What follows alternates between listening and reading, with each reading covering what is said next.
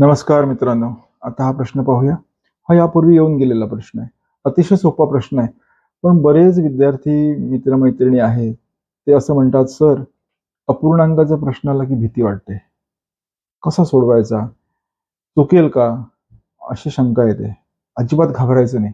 अपूर्णांकांचा प्रश्न हा तुम्हाला 100% गुण देऊन जाणारा प्रश्न असतो. प्रश्न काय आहे? खालीलपैकी सर्वात मोठा अपूर्णांक कोणता? पहिला किती आहे? 8/10. प्रत्येकाची किंमत काढूया आपण. 8/10 म्हणजे 8ला 10ने भागायचं, त्याचं उत्तर येतं 0.8. आलं लक्षात? आता दुसरा 8/100 किती येणार? सरळ आहे, 0.08. त्यानंतर अपूर्णांक क्रमांक 3 8/1000 किती येणार? 0.008. खाली जेवढी शून्य असतील तेवढी दशांश स्थानं सरकतात. तर शेवटचा आहे 8/10,000. काय येईल त्याचं उत्तर? त्याचं उत्तर येईल 0.00 किती किती शून्य? 4 शून्य. 08 किती येईल?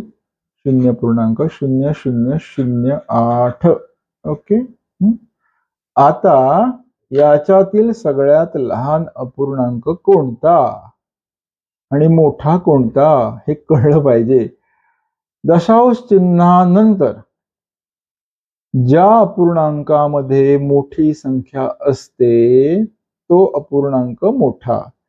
इथे दशांश स्थानांतर कुठली संख्या? 8. इथे किती आहे? 0. इथे किती आहे? 0. इथे किती आहे? 0.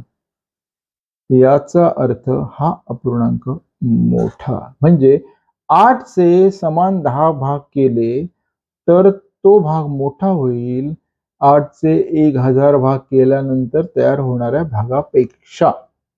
आलं लक्षात?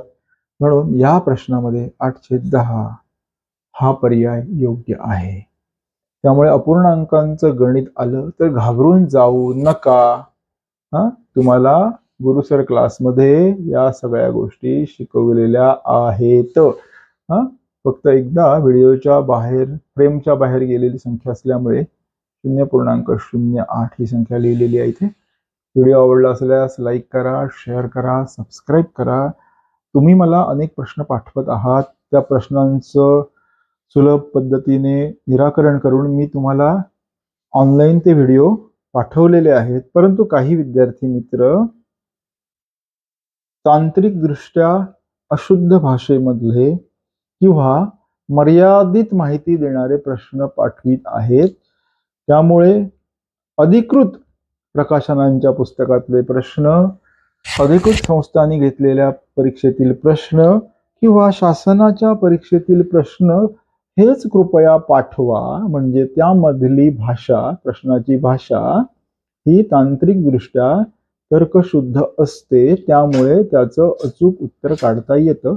ही थोडीशी दक्षता घ्या, म्हणजे मला पण तुम्हाला सहकार्य करणं सोपं होईल. व्हिडिओ आवडला असल्यास लाईक करा, शेअर करा, सबस्क्राईब करा. आपल्या अधिकाधिक मित्रमैत्रिणींना शेअर करा. खूप सराव करा, सतत सराव करा आणि यशस्वी व्हा. मोबाईलचा वापर आपण फक्त ज्ञान प्राप्त करण्यासाठी करायचा आहे. मनोरंजनाच्या शॉर्ट्स, व्हिडिओ हे त्यावर आपण पाहायचे नाहीत. धन्यवाद. खूप खूप आभार.